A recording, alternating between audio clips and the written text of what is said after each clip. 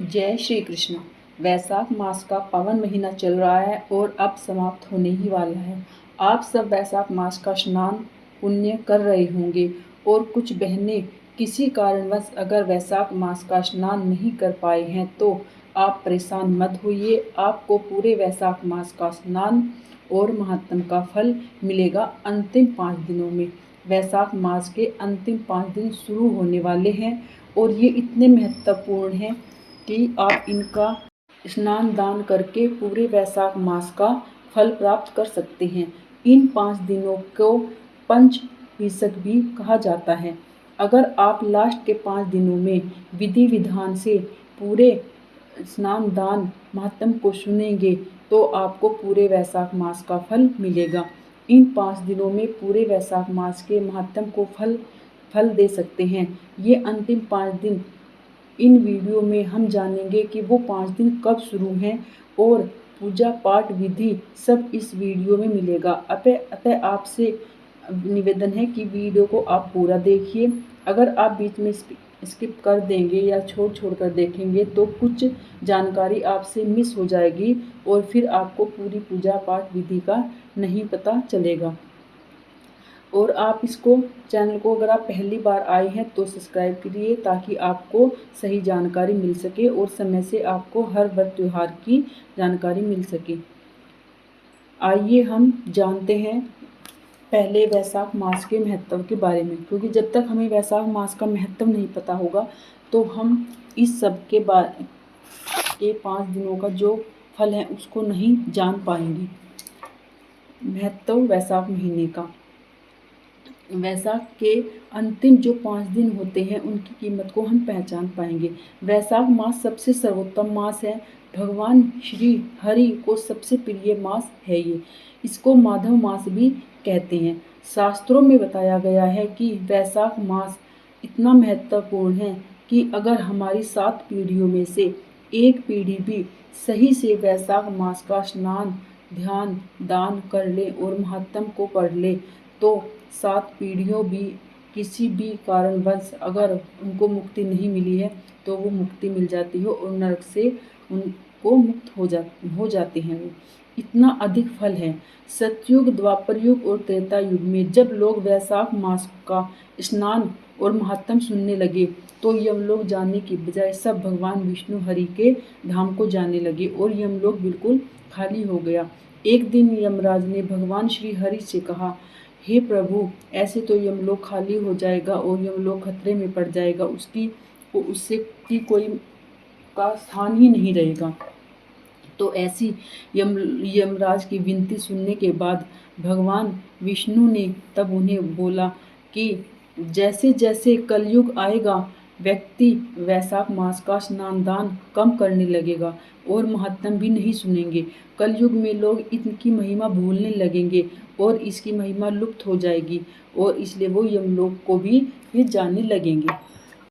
हम कार्तिक मास स्नान के बारे में तो सभी जानते हैं, वैशाख मास के बारे में नहीं जानते हैं, जबकि कार्तिक मास से ज़्यादा महिमा और फलदायी मास वैशाख मास है।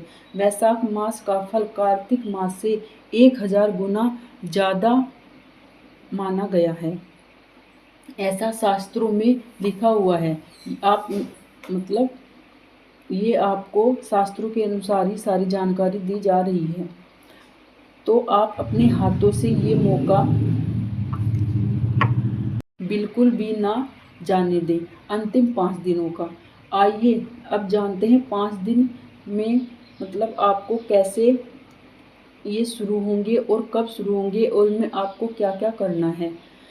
सारा फल इन 5 दिनों में आपको प्राप्त होगा। इन 5 दिनों में भगवान विष्णु की हरि के अवतार में हरि के जो 5 अवतार हुए हैं वो भी इन 5 दिनों में ही हुए हैं, इसलिए इन 5 दिनों का महत्व बहुत अधिक बढ़ जाता है।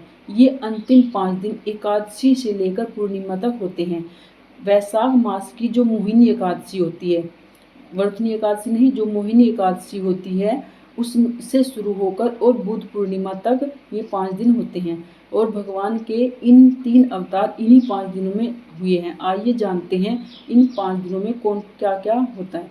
आइए मतलब इन जो ये 5 दिन का जो तीसरा दिन होता है, यानी त्रयोदशी एकादशी और फिर द्वादशी और फिर त्रयोदशी। त्रयोदशी तिथि को नरसिंह भगवान का अवतार हुआ था, तो उस दिन नरसिंह भगवान की जयंती मनाई जाती है। चतुर्दशी को जयंती मनाई जाती है और पूर्णिमा को बुध जयंती मनाई जाती है। इसलिए इसको बुध पूर्णिमा भी कहते हैं, क्योंकि इस दिन भगवान बुध का जन्म हुआ था। और इन 5 दिनों में ही समुद्र मंथन हुआ था। समुद्र मंथन के बारे में तो हर व्यक्ति जानता हो, जो वैशाख मास की महिमा के बारे में नहीं जानता है वो भी समुद्र मंथन के बारे में जानता है ना। और इन 5 दिनों में ही समुद्र मंथन हुआ था। जब मंथन के दौरान पहले विष निकला था, जिसको भगवान शिव ने धारण किया था। फिर अमृत निकला था, जिसके लिए देवताओं और राक्षसों में युद्ध की स्थिति उत्पन्न हुई थी। तब भगवान विष्णु ने मोहिनी रूप का धारण किया था और वह दिन था एकादशी। इसीलिए इस एकादशी को मोहिनी एकादशी के रूप में जानते हैं। और भगवान विष्णु ने मोहिनी एकादशी का रूप धारण कर और देवताओं को अमृत पिलाया था। एकादशी को कलश निकला था, भगवान मोहिनी ने रूप धारण किया था और द्वादशी को अमृत पिलाया था। फिर तीसरे दिन राक्षसों का वध किया और पूर्णिमा तक सारे देवताओं को उनका साम्राज्य मिल गया था। इन दिनों में इसलिए इन 5 दिनों की महिमा का महत्व ज़्यादा है। और तभी से इन 5 दिनों के लिए देवताओं ने कहा है कि इन 5 दिनों के अंतिम दिन में जो भी व्यक्ति इन 5 दिनों में, वैशाख के जो लास्ट के 5 दिन होते हैं, मोहिनी एकादशी से लेकर बुध पूर्णिमा तक, पूरे वैशाख में जिसने स्नान दान नहीं किया है वो इन 5 दिनों में स्नान दान वगैरह कर कर पूरे वैशाख मास का फल प्राप्त कर सकता है। पूरे वैशाख मास में अगर महात्म नहीं सुना है तो इन 5 दिनों के महात्म को सुनकर पूरे वैशाख मास का फल आपको प्राप्त होता है।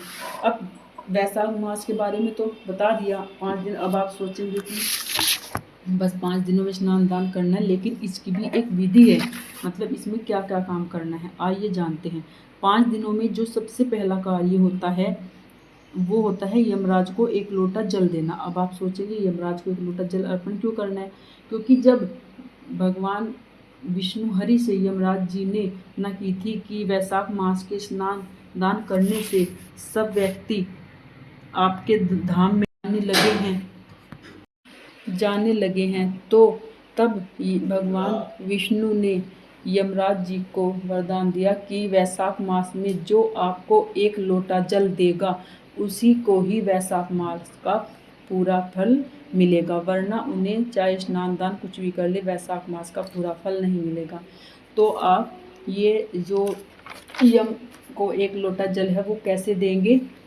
आप पहले 1 लोटे में गंगा जल लेंगे और उसमें पानी भरेंगे और फिर दक्षिण दिशा की तरफ मुँह करके यह जल आप देंगे और ओम यम देवाय नमः 3 बार जप करेंगे। नहीं तो वैशाख मास में सबसे कल्याणकारी मंत्र है ओम नमो नारायण बोलकर आप ये बोलते हुए जल अर्पण करेंगे। और फिर आप सूर्योदय से पहले ही नहाएंगे वैशाख मास में। और अगर आप नदियों में दूर जाकर जल मतलब स्नान नहीं कर सकते हैं, क्योंकि नदी में ही स्नान करने का महत्व माना जाता है ना, तो आज की भागदौड़ की लाइफ में इतना नहीं पॉसिबल होता है, तो हम पानी में ही घर पर गंगा जल डालकर स्नान करें और उत्तर दिशा की मुँह तरफ करके हर हर गंगे बोलते हुए स्नान करें, तो हमें नदियों का स्नान करने का महत्व मिल जाता है। इन 5 दिनों में हमें विष्णु सहस्त्र नाम जरूर सुनना चाहिए। अगर आपको पढ़ना आता है, पढ़ सकते हैं, तो आपको पढ़ना अवश्य चाहिए, वरना सुनना जरूर चाहिए लास्ट के 3 दिनों में। और इन 5 दिनों में तुलसी दीपदान अवश्य करें। और 8 अप्रैल से लेकर ये शुरू होंगे मोहिनी एकादशी से बुध पूर्णिमा जो होगी, इन 5 दिनों में आप अपना ये 5 दिन में कार्य कर सकते हैं। आप सूर्योदय से पहले स्नान करेंगे सबसे पहले, फिर आप यम को 1 जल लोटा अर्पण करेंगे। उसके बाद आप सारा अपना पूजा पाठ वगैरह करेंगे, जो भी विष्णु भगवान काम करते हैं। ओम नारायणाय नमो मंत्र का आप जप करें, जितना ज़्यादा से ज़्यादा इसका जप करेंगे उतना ही आपको मिलेगा। विष्णु सहस्त्र नाम आप पढ़िए, गीता भागवत गीता जो है उसको आप सुने पढ़ें, और ये सब आप करके इन 5 दिनों में आप पूरे वैशाख मास का जो मतलब फल है वो आपको मिल सकता है। आपको वीडियो पसंद आई हो तो प्लीज़ चैनल को आप सब्सक्राइब करिए, लाइक करिए, शेयर कीजिए और कमेंट में जय श्री कृष्ण, राधे राधे ज़रूर लिखिए।